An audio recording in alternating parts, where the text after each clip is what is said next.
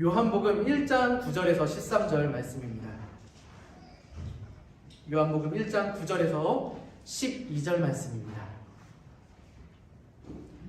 함께 봉독하도록 하겠습니다. 참 빛 곧 세상에 와서 각 사람에게 비추는 빛이 있었나니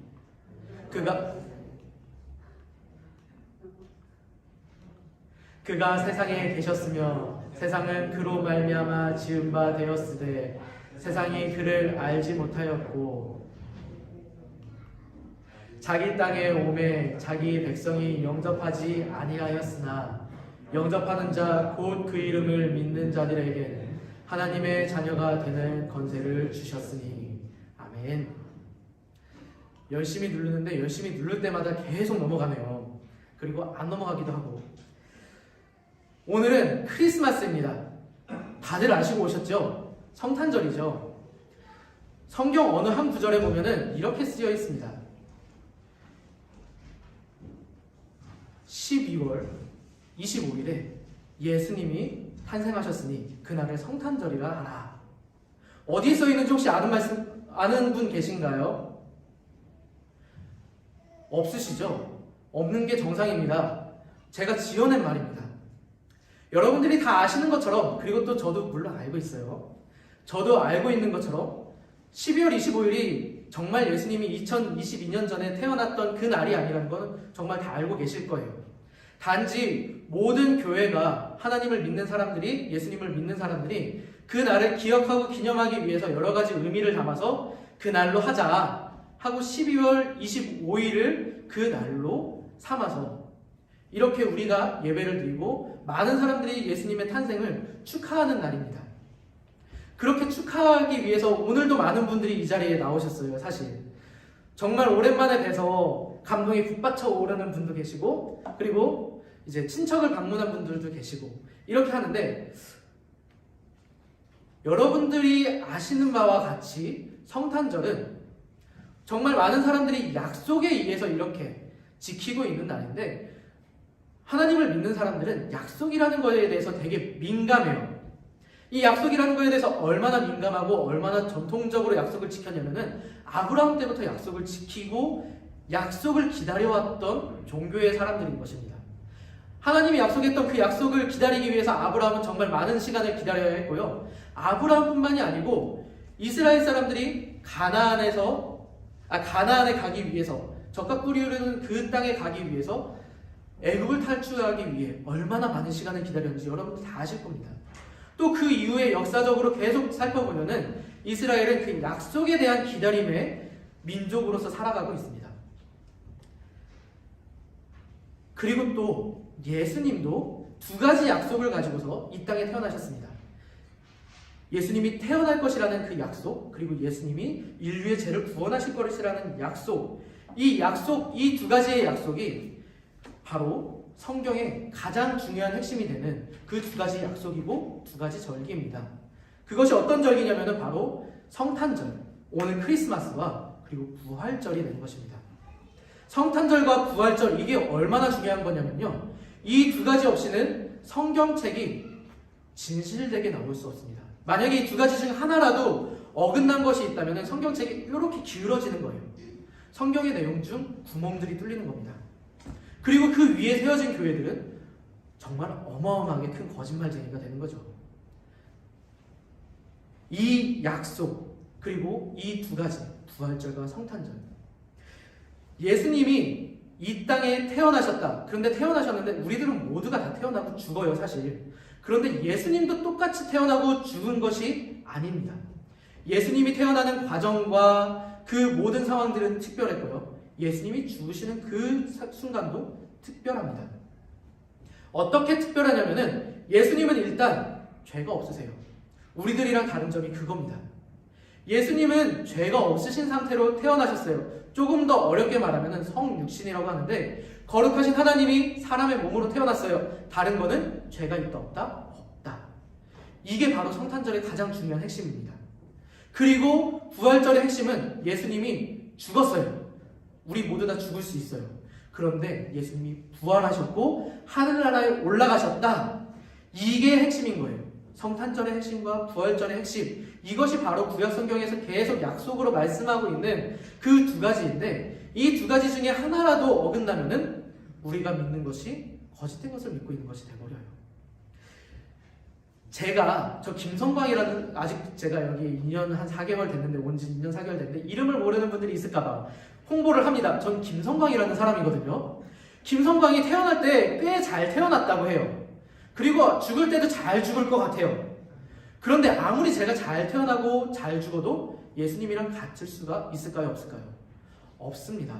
왜요? 저는 예수님과 다르게 죄를 가지고 있는 사람이에요. 사도 바울은 이렇게 고백했죠. 자기는 죄인 중에 괴수라고. 그런데 저는 죄인 중에 괴수 중에도 찐 괴수입니다. 정말 죄를 많이 지은 사람 중에 하나예요. 그리고 또 예수님께서는 여러 가지 이적들과 기적들을 행하고 다니셨는데, 저는 여러 가지 사고들을 치고 다녀요. 어떤 사고들을 또 치고 다니냐면은, 제가 되게 성격이 급하고 걸어 다니는 시간도 아깝고 말하는 시간도 아까워요. 그래서 말도 되게 빨라요. 혹시라도 오늘 말하는 게 너무 빨라가지고 이해가 안 되시는 분은 그냥 조용히 손들어서 표해 주시면 제가 그때부터 천천히 말할 수 있어요. 그런데 다시 빨라질 수 있어요. 왜? 성격이 너무 급해요. 그래서 성격이 얼마나 급하면은 걸어가는 시간이 아까워서 엄청 막 빨리 걸어 다니는데, 집에서도 그렇게 빨리 걸어 다니거든요. 근데 이게 아기가 없을 때는 이렇게 빨리 걸어 다녀도 발에 채이는 게 없어서 괜찮았는데, 아기가 생기고 나니까 발에 채이는 게 많아요. 그래서 어느 날은 막 걸어 다니다가 발금이 장난감 발로 탁 차가지고 발에서 막 피 나고 이런 적도 있는데, 3일 전이었는데 제가 이렇게 또 집에서 걸어 다니는 시간이 아까워서 엄청나게 막 빨리 걸어 다니다가 박스가 있는 걸 모르고서 그냥 그 박스를 발로 팍 깠어요. 근데 박스보다 제 발이 약해가지고 발이 이렇게 퉁퉁 부었어요. 막 그렇게 엄청 심하게 붓진 않았어요. 막 엄살 부리려고 하는 건 아닌데, 왜 이 이야기를 하냐면은 이제 연결되는 이야기예요. 제가 일을 하고 있잖아요. 일을 하고 있는 곳에서 웬만하면 성탄절 전에 조금 쉬면서 쉬엄쉬엄 일을 하고 싶은데, 성탄절 때 제일 바쁜 곳이 바로 제가 일하고 있는 그곳이에요. 네, 뚜모주루라고 해가지고 빵집이에요. 케이크를 엄청나게 팔아요. 이번 주 월요일부터 해서 점점 매출이 심각할 정도로 올라가는데, 이 매출이 올라가면 사장님은 좋지만 인플로이들은 고생하죠. 너무 바쁜 거예요. 나는 발이 아픈데, 발이 퉁퉁 부어가지고 제대로 걷기가 힘든데, 케이크를 꺼내는 시간보다 케이크를 손님들이 사가는 시간이 너무 빠른 거예요. 막 점점 장이 비으니까 나는 점점 더 빨리 걸어야 되고, 쉴 새 없이 걸어 다니다 보니까 발이 아프니까 점점 다리를 쩔룩쩔룩하게 되고, 쩔룩쩔룩하게 보신 분들은 아실 거예요. 그러면 이제 무릎이 아파요. 무릎이 아프다가 보니까 뭐 허리도 아프고 이런 상황이 되는 겁니다. 두 가지의 그 기둥 중 하나라도 무너지면은 몸 전체가 무너지는 거예요. 저의 다리 하나, 발가락 하나거든요. 네 번째 발가락. 조그마한 그 발가락 하나가 다침으로 인해서 무릎도 아프고 목도 아프고 모든 몸이 다 아픈 것처럼, 부활과 성탄, 이 둘 중 한 가지라도 무너진다면은 그 성경의 모든 내용들이 하나씩 거짓으로 무너져 버리는 것입니다. 이 중요한 이야기가 바로 오늘의 한 귀퉁이가 되는 것입니다. 성탄, 여러분께서는 하나님이 이 땅에 오셔서 여러분들을 구원해 주신 것이라는 그 사실 믿으십니까? 여러분들은 예수님이 이 땅에서 살아가신 그 모든 순간과 부활하신 그 순간이 여러분들을 위한 것이라는 걸 믿으십니까? 그 믿음 가운데 이 기초가 바로 우리들의 성경의 기초이고, 그 성경에 세워져 있는 교회의 기초입니다. 이 믿음 중 하나라도 여러분들이 흔들리신다면 지금 당장 요한복음을 펴보셔야 됩니다. 왜냐하면 오늘의 본문이 요한복음이기 때문이가 아니고, 요한복음은 정말 중요한 내용을 담고 있는 성경이에요. 그리고 또 요한복음은 되게 묘한 매력을 가지고 있는 성경입니다. 성경책을 읽다 보면은, 이제 창세기부터 요한계시록까지 읽다 보면은 각 성경책마다 장점도 있고 뭐 단점이라고 하긴 좀 그런데, 이해되기 어려운 부분들이 있는 성경책이 있어요. 뭐 예를 들면 요한계시록, 레위기, 민수기. 레위기나 민수기 같은 거는 뭐 문과나 이과 어느 과가 봐도, 예체능이 봐도 이 이야기가 너무 어려워요. 요한계시록도 마찬가지예요. 그런데 이 요한복음은 문과 출신들, 혹시 문과 출신 있으신가요? 저도 문과 출신인데, 문과생들이 보면은 와, 세상에 이런 것들이 있다니, 이런 표현을 하다니 하는 표현이 나옵니다. 얼마나 멋지냐면요, 태초에 말씀이 계시니라. 사실 이게 제 목소리로 하는 것보다 현수나 이제 오 목사님 목소리로 해야 멋져요. 제가 참 부러워하는 두 목소리 중에 하나예요. 멋지게 이렇게 낯가리는 목소리로 태초에 하나님이 계시니라. 이 말씀이 하나님과 함께 계셨으니 이 말씀은 곧 하나님이시니라. 그가 태초에 하나님과 함께 계셨고 만물이 그로 말미암아 지은 바 되었으니 지은 것이 하나도 그가 없이는 된 것이 없느니라.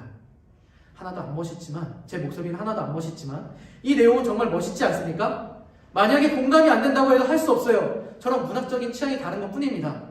그렇다고 해도 이 내용이 이상한 것, 이 내용이 가치 없는 것이 절대 아닙니다. 이 내용이 얼마나 멋진 내용이냐면요, 하나님이 계셨는데 예수님도 계셨다는 거예요. 그리고 그 예수님이 이 천지를 창조하시는데 그 역할을 다 하셨다는 거예요. 말씀 없이는 이 창조된 것이 없다라고 말씀합니다. 너무 멋있지 않습니까? 안 멋있어도 어쩔 수 없습니다. 이 말씀이 정말 중요해요. 그런데 이 말씀이 멋져요. 근데 멋진데 중요한데 왜 중요하냐면 이게 바로 성삼위일체를 설명하는, 그 중에 예수님에 대해서 설명하는 핵심이 되는 말씀 중 하나예요. 제가 이거를 조금 더 쉽게 설명하고 싶은데 쉽게 설명할 길이 없어요. 그렇다고 어렵게 설명하자면은 이해가 안 돼요. 왜냐면 저도 이해가 안 되니까요. 왜냐면은 잘 들어보세요. 예수님이 하나님인데 하나님이 아니에요. 그런데 하나님이 이 땅을 만들었어요. 이게 이해가 되십니까? 다른 말로 하자면은 예수님이 하나님인데 하나님이 예수님이 아니고 예수님이 하나님이에요. 이 이야기인 거예요. 빨리 해도 이해가 안 되고 천천히 해도 이해가 안 되고 어떻게 해도 이해가 안 돼요. 왜냐면은 이거는 우리의 생각에 범주에서 이해할 수 있는 수준이 아닌 거예요. 그냥 우리가 하나님을 어떻게 전부 다 이해할 수 있겠어요. 그냥 이런 것들은 딱 하고 믿어버리면 되는 것입니다. 어쩔 수가 없어요. 설명해드릴 길이 없어요. 제가 하나님이나 예수님이나 성령님이라면은 설명을 할 수 있겠지만 그 누구도 이거를 정확하게 설명할 수가 없습니다. 가끔 설명하는 분들이 있어요. 이단분들이 그거를 설명을 되게 잘하세요. 묘하게 설명해서 끌려요. 그런데 가다 보면은 성삼위일체 플러스 하나가 돼요. 어쨌든 뭔가가 잘못 나가요. 그 하나는 물론 그들의 그거겠죠. 그런데 이 예수님의 정체, 어떻게 설명하다 보면은 예수님이랑 하나님이랑 동명이인인 것처럼, 동명이인이라는 표현은 이제 너무 한국적인 표현인데, 같은 이름을 가진 다른 사람이라는, 김성광이라는 사람이 저 김성광 말고 또 김성광 B가 있는 것과 같은 이런 상황인 것 같이도 보여지지만 그거 절대 아닙니다. 그냥 하나님은 한 분이고 하나님은 세 분이세요. 헷갈려요. 그런데 그 하나님 중 한 분이 이 땅에 오신 것입니다. 죄 없이. 마리아의 몸을 통해서. 그것이 바로 성탄절의 의미인 것입니다. 이제 1절, 2절, 3절을 제가 읽어드린 거거든요. 그런데 그 3절 이후에 3절부터 1절, 2절, 3절에서는 예수님을 말씀이라고 표현을 해요. 그래서 하나님이 천지를 창조하실 때 말씀으로 천지를 창조하셨잖아요. 그 말씀에서 이제 예수님이 9절부터 나오는 오늘 우리가 읽은 본문부터의 말씀에서는 빛으로 바뀌어져서 표현이 됩니다. 이 요한이라는 사람은 정말 표현을 어마어마하게 잘해요. 마치 우리가 영화 스타워즈 같은 거를 보면은 프롤로그가 엄청 멋있게 나오잖아요. 사실 그 프롤로그 하나 보면은 이 영화 한 편 다 본 것처럼 멋있는 표현이 나오는데, 요한복음의 1장이 바로 그런 서막입니다. 예수님에 대한 이 이야기를 하기 위해서 그 멋진 표현들을 쓰는데, 이제 예수님을 말씀에서 빛으로 표현을 해요. 그리고 우리가 읽은 그 말씀에 대해서 이제 예수님이 설명을 합니다. 어떤 거에 대한 예수님을 설명하냐면은 예수님의 목적에 대해서 설명해요. 제가 아까 말씀드렸죠. 예수님은 두 가지 약속을 가지고서 이 땅에 오셨다고. 그리고 그 약속이 바로 예수님의 목적입니다. 예수님의 목적은 무엇이냐면은 태어나셨어요. 그리고 죽으셔야 돼요. 그리고 부활하셔야 되고 하늘나라에 승천하셔야 됩니다. 그리고 다시 오셔야 돼요. 이것이 바로 예수님의 목적이에요. 그 가운데 있는 핵심이 뭐냐? 구원이라는 것입니다. 여러분과 저, 그리고 여러분들보다 윗세대, 그리고 여러분들보다 아래 자손들의 세대, 이 모든 인류에 대한 구원을 포함하고 있는 것이 바로 예수님이 이 땅에 오신 목적, 그리고 예수님이 부활하시고 죽으시고 부활하시고 하늘나라에 가신 그 목적인 것입니다. 이제 한국에서 얼마 안 있으면 대선을 합니다. 대통령 선거를 하게 되는데, 이제 대선을 하다 보면은 이런 표현들, 전 누구의 정당을 지지하지도 않아요. 도대체 누구를 뽑아야 될지도 모르겠어요. 그런데 이런 표현들이 많이 뉴스에 나와요. 표밭이라는 표현들이 많이 나옵니다. 무슨 뜻인지 다 아시죠? 어떤 한 후보 혹은 그 정당이 이 지역에서는 되게 강력한 지지를 받고 있어요. 그걸 바로 표밭이라고 해요. 그 표밭에서 그 후보가 만약에 진다? 이거는 말도 안 되는 상황인 거예요. 왜? 엄청난 지지를 받고 거의 90%, 99% 특정 지역에 가면 그렇게 표를 받아요. 색깔이 뭐 빨갛거나 파랗거나 뭐 이렇게 되는 거죠. 그 표밭이라는 것이 얼마나 중요하냐면은 내가 그곳에서 활동을 할 때 지지를 받느냐 못 받느냐예요. 그런데 만약에 표밭이 아닌 불모지라는 지역 있잖아요. 상대 진영의 표밭. 그 표밭에 가면은 정말 모든 게 힘들어요. 막 어떤 때는 계란 던지는 거 보기도 하고요. 어떤 때는 사람 모아놓고 선거 유세도 해야 되는데 사람들이 아무도 안 모여 있을 때도 있어요. 그런 뉴스나 기사들 보신 적 많으시잖아요. 이렇게 불모지에서 활동한다는 것은 정말 힘든 일을 하는 것인데, 예수님이 이 땅에 오셨다는 그 의미가 바로 불모지에서 예수님이 활동했다라는 의미로 볼 수도 있습니다. 왜냐하면 우리가 읽은 성경의 말씀의 내용들을 한번 살펴보자면은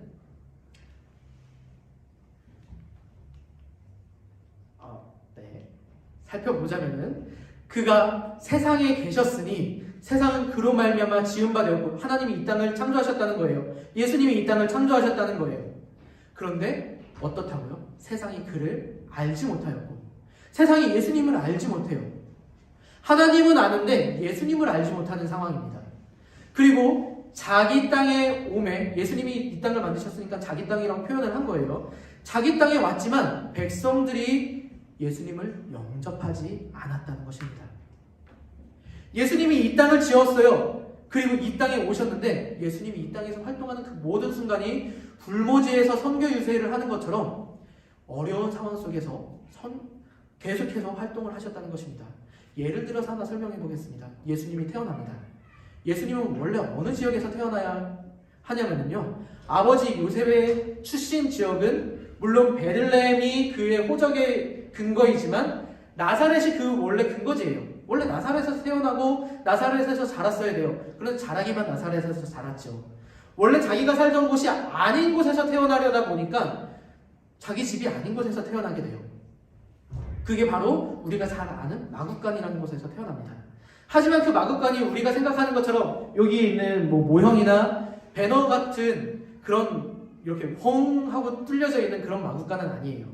이스라엘의 마국간은 집에 반지하처럼 해놓고 그 반지하 아래쪽에다가 동물들을 키웠다고 합니다. 낮에는 밖에서, 밤에는 안에서. 왜냐면은 그 지역이 광야 지역이기 때문에 추워요, 밤에. 그리고 짐승들의 위협도 있고 도둑이 그렇게 많았다고 합니다. 그래서 동물들을 보호하기 위해서 집 안에서 키웠어요. 집 안에 반지하처럼 동물들을 키울 수 있는 공간을 만들어 놓고 그 위에 1층에 이제 메인 생활 공간으로 살고, 만약에 손님이 오면 그 위층 뭐 이렇게 해서 지내는데, 예수님이 어쨌든 깨끗한 환경이 아닌, 본인의 집이 아닌 곳에서 태어났다는 것입니다. 그리고 태어난 것만 그렇게 태어난 것이 아니고 태어난 지 얼마 안 돼서 애국으로 쫓겨가죠. 왜? 헤롯이 그를 추적하기 때문에요. 그리고 다 자라났어요. 다 자라나서 활동을 시작하시면서 예수님이 뭔가를 이제 역사를 하시고 기적을 행하시고 이적을 행하시고 하나님의 나라에 대해서 비유로 설명을 하시다 보니까 점점 많은 사람들이 그를 지지하기 시작합니다. 그런데 지지하는 세력이 있는 반면에 예수님을 반대하는 세력도 있죠. 종교의 지도자들. 베들레헴에서 메시아가 났어야 되는데 왜 나사렛에서 자란 예수가 메시아인 척해? 이러면서 예수를 배척하는 것입니다. 나사렛에서 무슨 선한 것이 나겠느냐 하는 것이 바로 그런 얘기예요. 예수님은 자라나면서도 그렇고 활동을 하시면서도 그렇고 계속해서 배척당하면서 어려운 상황 속에서 활동을 하십니다. 죽을 때도 마찬가지죠.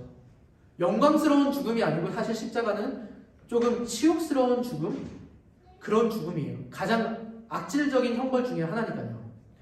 예수님께서 이런 상황에서 불모지 이 세상에서 활동을 하시는데 사람들은 이 예수님을 알지 못합니다. 그런데 예수님은 정말 안타까운 것 같아요. 왜 제가 감히 예수님을 안타깝다고 표현하냐면은 활동하실 때도 그랬는데 예수님이 돌아가시고 나서 지금도 예수님은 별로 환영받지 못하는 존재예요. 제가 얼마 전에 한국을 급하게 방문했다 왔잖아요. 한국을 갔다 오신 분들은 느끼겠지만 요즘에 한국의 교회가 너무 안타까워요, 사실.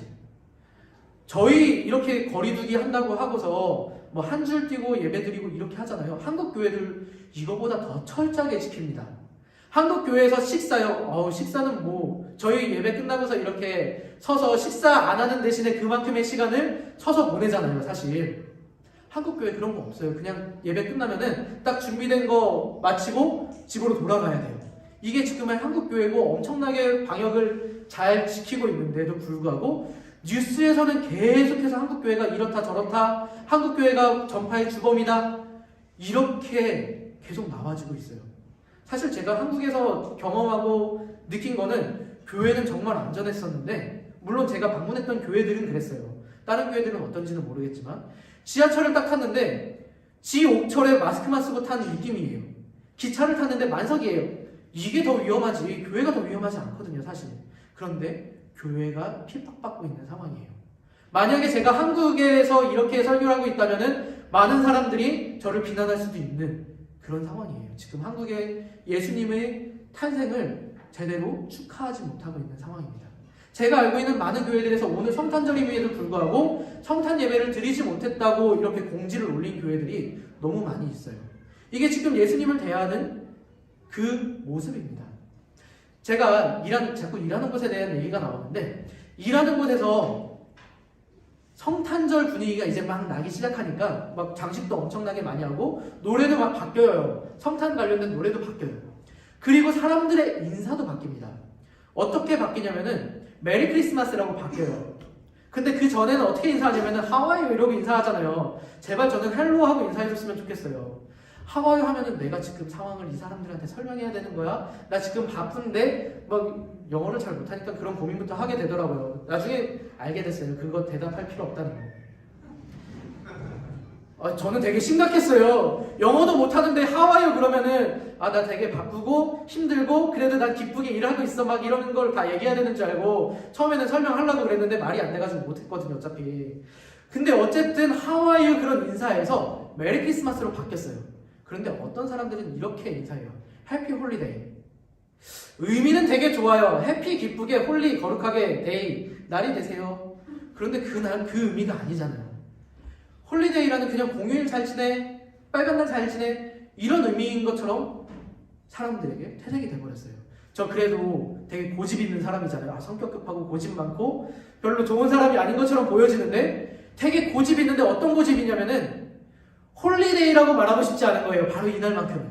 그래서 그 사람한테 딱 똑바로 쳐다보면서 메리 크리스마스라고 인사를 다시 해줍니다.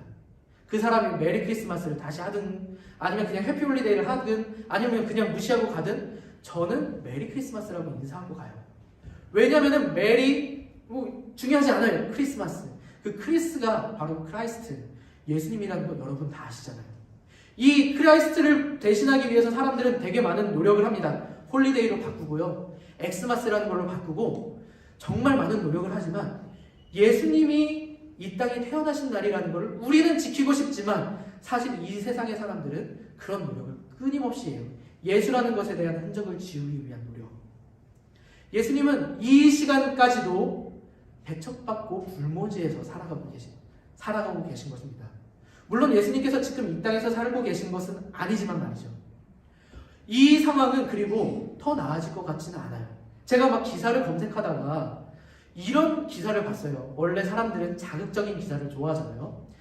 메리 크리스마스를 하면 죽는 나라라는 기사가 있어요. 너무 자극적이어서 봤어요. 뭐지? 메리 크리스마스 하면 죽어? 사람들이 강도처럼 변해서 죽이나? 이러고 봤더니 그런 내용이 아니고 사우디아라비아에서 메리 크리스마스라고 인사를 하면은 추방당한다고 합니다. 근데 제가 알고 있기로도 무슬림 중에서 사우디아라비아는 최고의 중에 최고예요. 가장 강경한 무슬림이에요. 그래서 만약에 USB 안에라도 성경 텍스트를 가지고 들어가면은 그게 걸릴 수 있다고 해요. 그러면은 공항에서 바로 출국 조치 당하는 이런 정도로 강력한 나라예요. 또 수당이라는 곳에서 크리스마스 선물을 사는 것에 대해서 경찰들이 단속을 한다고 합니다. 물론 이게 오래전의 기사라서 요즘에도 그런지는 잘 모르겠어요. 그리고 그 나라들 외에 또 다른 나라들이 그러고 있는지도 모르겠어요. 워낙 세상은 급변하니까요. 그런데 그 기사에서 말하기를 15개의 나라가 크리스마스를 제대로 지킬 수 없다 라고 말하고 있습니다. 예수님에 대해서 우리가 알고 있는 나라 중에 200 몇십 개 나라 중에 15개의 나라는 아예 메리 크리스마스라는 성탄절 장식, 이 흔한 크리스마스 트리 하나 할 수 없는 그런 나라들인 것입니다. 예수님께서 이렇게 배척당하고 있어요. 그런데 예수님께서 이렇게 어렵게 사역하실 것인데 영접하는 자, 곧 그 이름을 믿는 자들에게는 하나님의 자녀가 되는 권세를 주셨으니 예수님께서 쉬운 길을 걸어오신 것이 아닙니다. 태어나실 때도 그랬고요. 그리고 활동하실 때도 그랬고요. 하지만 그것을 믿기만 하면은 하나님께서는, 예수님께서는 그 사람들을 자녀로 삼아주시는 것입니다. 영접하는 자, 예수님을 영접하는 자. 왜냐하면 예수님을 사람들이 이 땅에 태어난 사람, 이 땅에 살고 있는 사람들이 예수님을 영접하지 않았기 때문에, 예수님을 배척했기 때문에, 그리고 지금 우리가 살고 있는 이 시간에도 예수님을 배척하고 영접하지 않기 때문에 이렇게 표현했을 것입니다. 예수님을 영접하는 자, 곧 그 이름을 믿는 자들에게는 하나님의 자녀가 되는 권세를 주셨다. 이것이 바로 예수님의 목적입니다. 예수님이 그렇게 어렵게 이 땅에 태어나셨고 그렇게 어렵게 불모지에서 사역하셨고 죽으셔야만 했고 부활하시고 다시 오실 것이라는 약속을 하셨던 그 이유와 목적이 바로 하나님의 자녀가 되는 권세를 주시기 위함입니다. 여러분, 이 사실을 믿으십니까? 이것이 바로 성탄의 의미입니다. 요한복음에서 나온 이야기들을 장황하게 설명을 하다 보니 여러 가지를 설명하게 되고 크리스마스보다는 예수님의 부활, 그 목적에 대해서 더 초점이 맞춰졌지만 이것이 바로 크리스마스의 진정한 의미입니다. 우리가 막 성탄의 선물을 나눠주고 기쁨을 전달해주는 것 많이 중요합니다. 오늘도 교회에서 성탄의 선물들을 아이들에게 준비를 했어요. 먼저 말씀을 드리자면은 성탄의 선물들을 준비하고 철저하게 소독을 했습니다. 안심하고 받으셔도 되고 그래도 불안하다 싶으면은 코로나 바이러스가 죽은 그 시점 이후에 뜯어보시기 바랍니다. 그런데 그런 걱정하지 않으셔도 돼요. 성탄의 선물을 뜯을 때 그 기쁨 있지 않습니까? 어렸을 때 성탄 선물 올해는 못 받을까 막 설레지 않습니까? 저는 산타를 별로 좋아하지 않지만 산타가 올해는 나에게 무슨 선물을 줄까? 이 기다리는 재미로 성탄절을 기다리기도 합니다. 그런데 그 성탄의 의미, 뭔가 기다리는 그 의미가 정말 중요한 그 의미입니다. 선물을 기다린다는 것, 그 선물이 우리가 포장지를 뜯어서 열어보는 그 성경이 선물이 아니고 성경을 열어서 나오는 그 예수님, 그 두 기둥, 성경을 뒷받침하고 있는, 성경을 지탱하고 있는 두 기둥을 가지고 있는 성탄과 부활이라는 그 선물을 가지고 있는 그 예수님, 그 예수님을 의미 있게 생각하시고 그 예수님을 더욱더 사랑할 수 있는 우리 샘소동교회 모든 성도님들이 되시기를 간절히 소망합니다.